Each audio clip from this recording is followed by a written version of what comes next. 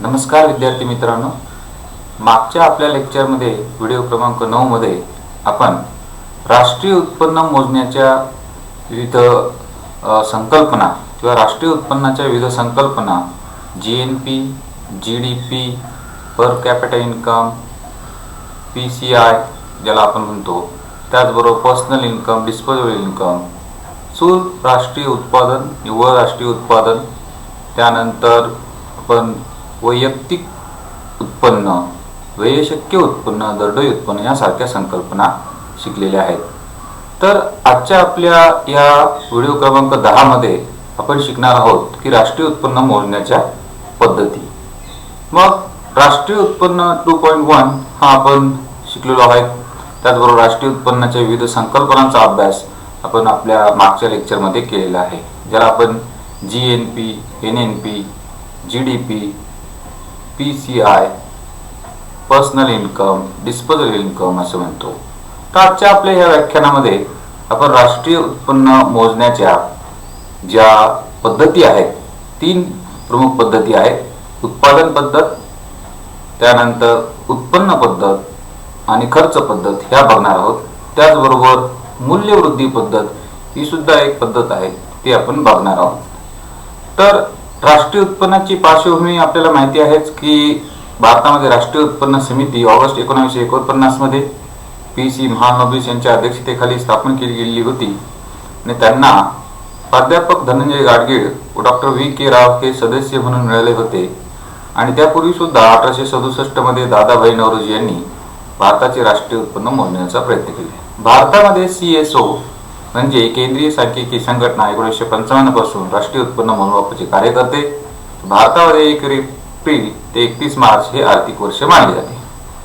राष्ट्रीय उत्पन्न म्हणजे नेमके काय? एका ठराविक कालावधीत देशातील सर्व क्षेत्रात मिळून असे नवीन किती उत्पादन झाले आहे हे मोजले असता त्याची बेरीज म्हणजे राष्ट्रीय उत्पन्न. म्हणजेच आपण त्याला म्हणतो की प्राथमिक, द्वितीय आणि तृतीय क्षेत्र अर्थव्यवस्थेत ज्या नवीन वस्तूंची व सेवांची निर्मिती होते, त्या नवीन वस्तू सेवा उत्पादनांची आपण गणना करतो किंवा त्याची पैशात आपण मोजदाद करतो, त्याला आपण राष्ट्रीय उत्पन्न असे म्हणतो. म्हणजे शेती, उद्योग आणि सेवा क्षेत्र ह्या 3 क्षेत्रात मिळून ज्या नवीन वस्तूंची आणि सेवांची निर्मिती होती त्याची गणना करून पैशात मोजदाद म्हणजे राष्ट्रीय उत्पन्न असे म्हणता येईल. व्याख्येच्या स्वरूपात एका आर्थिक वर्षात उत्पादित झालेल्या सर्व अंतिम वस्तू सेवांचे पैशातील मूल्य म्हणजे राष्ट्रीय उत्पन्न होय. किंवा प्राथमिक, द्वितीय आणि तृतीय क्षेत्रात जे वस्तू सेवांचे उत्पादन होते त्याला किमतीने गुणून त्याचे पैशात मोजमाप करणे म्हणजे राष्ट्रीय उत्पन्न. किंवा भूमी, भांडवल, श्रम, संयोजन या घटकांना मिळणारे जे मोबदले, खंड, वेतन, व्याज, नफा यांची एकत्रित बेरीज करून राष्ट्रीय उत्पन्न मोजले जाते. त्याला आपण घटक खर्चानुसार राष्ट्रीय उत्पन्न असे म्हणतो. राष्ट्रीय उत्पन्नाच्या मोजण्याच्या पद्धती: उत्पादन पद्धत, उत्पन्न पद्धत आणि खर्च पद्धत या प्रमुख पद्धती असून मूल्यवृद्धी पद्धत ज्याला व्हॅल्यू ॲडेड मेथड असे म्हटले जातं ती उत्पादन पद्धतीचाच एक भाग आहे. मग तर आपण या पद्धतींचा आपण अभ्यास करणार आहोत. पहिली आहे उत्पादन पद्धत ज्याला प्रोडक्ट मेथड असे म्हटले जातं. म्हणजे वर्षभरातील प्राथमिक, द्वितीय आणि तृतीय क्षेत्रात उत्पादित झालेल्या सर्व वस्तू सेवांचे बाजारभावानुसार जे मूल्य काढून मोजले जाते त्याला उत्पादन पद्धतीनुसार राष्ट्रीय उत्पन्न मोजमाप असे म्हणतात. म्हणजे एका आर्थिक वर्षात उत्पादित होणाऱ्या अंतिम वस्तू व सेवांचे बाजारभावानुसार मूल्याची बेरीज करून राष्ट्रीय उत्पन्न मोजले जाते. यात मध्यम वस्तू व सेवांचे मूल्य लक्षात घेतले जात नाही. या पद्धतीनुसार देश शेती, उत्पादन, बांधकाम, वाहतूक इत्यादी विविध क्षेत्रांमध्ये विभागणी केली जाते. मग मध्यस्थ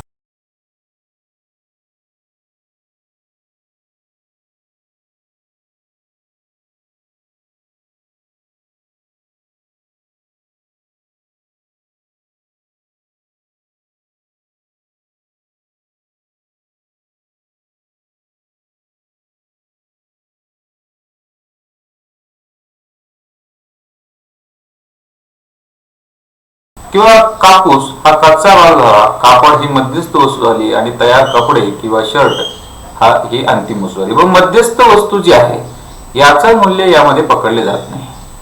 मग GNP म्हणजे ज्याला GVA ग्रॉस व्हॅल्यू ॲडेड यानुसार आपण जर बघितलं तर जे काही ग्रॉस प्रोडक्शन म्हणजे वस्तूंचे पैशातील मूल्य, जे वस्तूंचे पैशातील मूल्य जे आहे, मग वस्तू G for goods, P for price, वस्तूंचे पैशातील मूल्य अधिक सर्व्हिसेस प्राइस, सेवांचे पैशातील मूल्य यांची बेरीज वजा आयसी म्हणजे मध्यस्थ वस्तू किंवा मध्यम वस्तू उपभोग होय. म्हणजे वस्तू आणि सेवांच्या उत्पादनातून मध्यस्थ वस्तू ही वजा केली असता आपल्याला राष्ट्रीय उत्पादन पद्धतीने उत्पन्न मिळते. राष्ट्रीय उत्पन्न जीएनपी मोजण्याची ही पद्धत आर्थिक वर्षासाठी उत्पादनाच्या मोजमापासाठी वापरली जाऊ शकते. देशाच्या राष्ट्रीय उत्पन्नाचे गणित मांडताना आपण काही खबरदारी पण घ्यावी लागते. उदाहरणार्थ दुहेरी मोजदा व्हायला नको, मध्यम उपभोग वस्तू म्हणजे मध्यस्थ वस्तू यासारखी वस्तू त्यामध्ये गणना व्हायला नको, सार्वजनिक सेवा पण गणना होत नाही, सेकंड हँड वस्तू किंवा ज्या जुन्या वस्तूंची विक्री होती त्याचं सुद्धा आपण मोजमाप करत नाही, फक्त नवीन वस्तूंचं उत्पादन होतं त्याची आपण गणना करतो. तर ही पद्धत डॉक्टर मार्शल यांच्या व्याख्येवर आधारित आहे, ही उत्पादन पद्धत होय.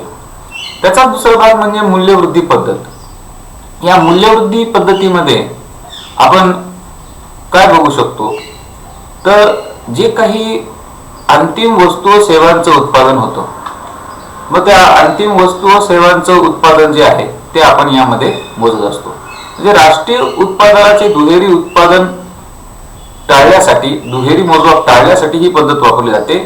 मूल्यवर्धित म्हणजे उत्पादनाच्या प्रत्येक टप्प्यावर प्रत्येक उद्योग आणि वस्तूमध्ये जोडलेले मूल्य फक्त लक्षात घेतले जाते. जे राष्ट्रीय उत्पन्न मोजण्यासाठी आपण पर्यायी मार्गाचा वापर करू शकतो. एक म्हणजे अंतिम उत्पादन मोजू शकतो आणि दुसरं म्हणजे आपण राष्ट्रीय उत्पन्न मोजताना त्याची मूल्यवृद्धी पद्धतीने मोजमाप करू शकतो.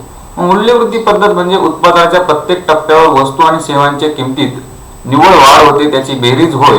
या पद्धतीने राष्ट्रीय उत्पन्न मोजण्यासाठी भारतात स्थूल मूल्य वाढ, ग्रॉस व्हॅल्यू ॲडेड म्हणजे ही पद्धत वापरली जाते. राष्ट्रीय उत्पन्नाची दुहेरी मोजमाप टाळण्यासाठी मूल्यवृद्धी पद्धत वापरली जाते.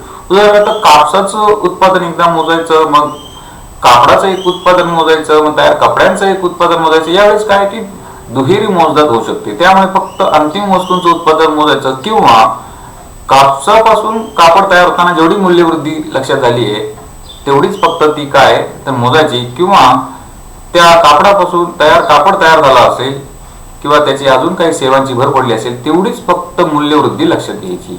हे आपण एका उदाहरणाच्या सहाय्याने सुद्धा बघू शकतो. उदाहरणार्थ उत्पादनाचे विविध टप्पे इथे दिले. कापूस, सूत, कापड, तयार शर्ट किंवा कपडे, घाऊक विक्रेता आणि किरकोळ विक्रेता असे याच्यामध्ये आपण बघू शकतो. मग कापसाचं उत्पादन झालं असेल 1000 रुपये इतकं आपण असं म्हणूया ते मूल्य विशिष्ट एका क्विंटलचे, आणि त्यापासून सूत तयार झालं असतं त्याचे 1250 रुपये इतके मूल्य होते. कापड तयार झाले असता त्याचे 1500 मूल्य तयार होते. तर तयार शर्टचं मूल्य आहे 1750. घाऊक विक्रेता काही सेवा देतो म्हणून त्याचे 2000 रुपये मूल्य होते आणि किरकोळ विक्रेत्यापर्यंत ती 2250. मग अंतिम उपभोक्त्याला द्यावी लागणारी किंमत या सर्वांची जर आपण बेरीज केली तर ती 9750 इतकी येते. पण मूल्यवृद्धी पद्धतीने फक्त प्रत्येक टप्प्यावर झालेली मूल्यवृद्धी लक्षात घेतली तर कापसाचे मूल्य 1000 एवढेच राहील आणि प्रत्येक टप्प्यावर 1000 वरून 1250 म्हणजे 250 आणि इथून 1500 म्हणजे परत 250 आणि प्रत्येक टप्प्यावर अशी झालेली मूल्यवृद्धी लक्षात घेतली तर हे मूल्य फक्त 2250 इतके येते. म्हणजे राष्ट्रीय उत्पन्न आहे त्यापेक्षा डबल दिसते. म्हणून राष्ट्रीय उत्पन्नाची दुहेरी मोजदाद डबल काउंटिंग टाळण्यासाठी आपण मूल्यवृद्धी पद्धत वापरतो की प्रत्येक टप्प्यावर होणारी केवळ मूल्यवृद्धी याच्यात लक्षात घेतली जात असते.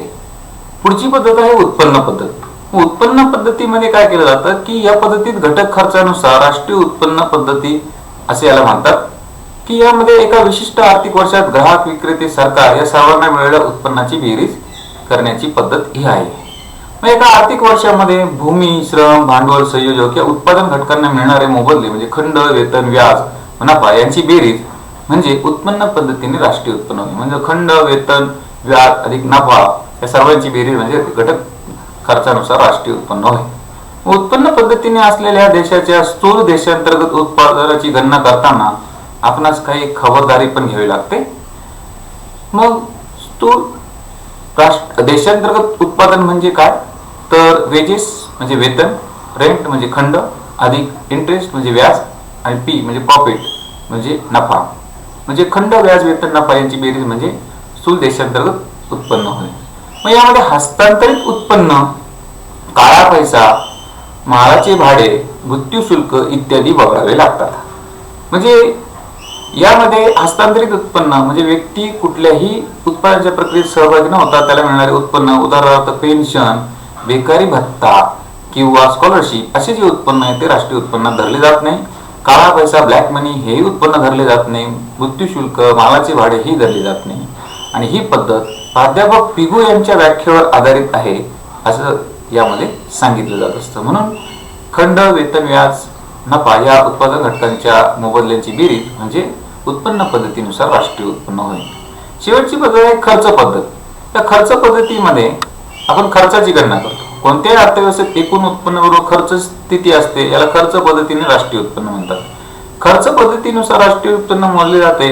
या पद्धतीनुसार दिलेल्या वर्षात सर्व अंतिम वस्तू आणि सेवांवरील व्यक्ती, उद्योग संस्था व शासनाने केलेला खर्च एकत्रित करून राष्ट्रीय उत्पन्नाचा अंदाज घेतला जातो. उत्पन्न हे ग्राहक उपयोगी वस्तू आणि भांडवली वस्तूंवर खर्च करता येते.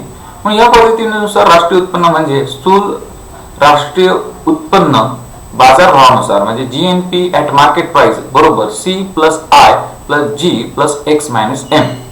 C म्हणजे वस्तू व सेवा उपभोगावरील खर्च, तर I म्हणजे गुंतवणूक खर्च, G म्हणजे सरकारचा खर्च, X म्हणजे निर्यात, M म्हणजे आयात, निर्यात वजा आयात म्हणजे निव्वळ निर्यात मूल्य. या पद्धतीचे पुरस्कर्ते प्राध्यापक फिशर आणि आयर्विन फिशर आणि कॅल्डोर हे दोघं होते. म्हणजे आयर्विन फिशर आणि कॅल्डोर या दोघांनी या पद्धतीचा पुरस्कार केला आहे. खर्च पद्धतीनुसार राष्ट्रीय उत्पन्न हे मोजले गेले पाहिजे, त्यामुळे योग्य असा अंदाज येतो. कारण की उत्पन्न पद्धतीमध्ये उत्पन्न लपवले जाण्याची शक्यता असते. अशा प्रकारे वरील चारही पद्धतीने राष्ट्रीय उत्पन्न मोजले जाते. स्थूल राष्ट्रीय उत्पन्न किंवा स्थूल राष्ट्रीय खर्च असेही म्हणतात. आपण असा निष्कर्ष काढू शकतो. म्हणून राष्ट्रीय उत्पादन बरोबर राष्ट्रीय उत्पन्न आणि राष्ट्रीय खर्च असतो. म्हणून national output is equal to national income and national expenditure असं याला म्हणतात. या सर्व पद्धतीने उत्पादन पद्धत आणि उत्पन्न पद्धत प्रामुख्याने वापरली जाते. विकसित अर्थव्यवस्थांमध्ये उत्पन्न पद्धत ही प्रसिद्ध आहे आणि व्यावहारिक अडचणींमुळे कोणत्याही अर्थव्यवस्थेकडून खर्चाची पद्धत भीतीदायक पद्धतीने सहसा वापरली जात नाही. खर्च पद्धत सहसा वापरली जात नाही. भारतात CSO म्हणजे केंद्रीय सांख्यिकी संघटनेने राष्ट्रीय उत्पन्नाचा अंदाज घेण्यासाठी उत्पादन आणि उत्पन्न या दोन्ही पद्धतीचा वापर केला जात असतो. मग धन्यवाद मित्रांनो, आपण इथे राष्ट्रीय उत्पन्न मोजण्याच्या पद्धती बघितल्या. यासाठी अधिक माहितीसाठी तुम्ही नीता वाणी यांचं स्थूल अर्थशास्त्र पुस्तक वापरू शकता किंवा रसाळ RG SP आढाव, कापडी, घोटेकर व्यावसायिक अर्थशास्त्र सेम 3 आणि सेम 4 प्रशांत पब्लिकेशन जळगाव हेही पुस्तक आहे. इंग्रजी पुस्तके इथे दिसतात. ML झिंगन HL हेही तुम्ही वापरू शकतात आणि ह्या पुस्तकांचा तुम्ही आवर्जून वापर करावा.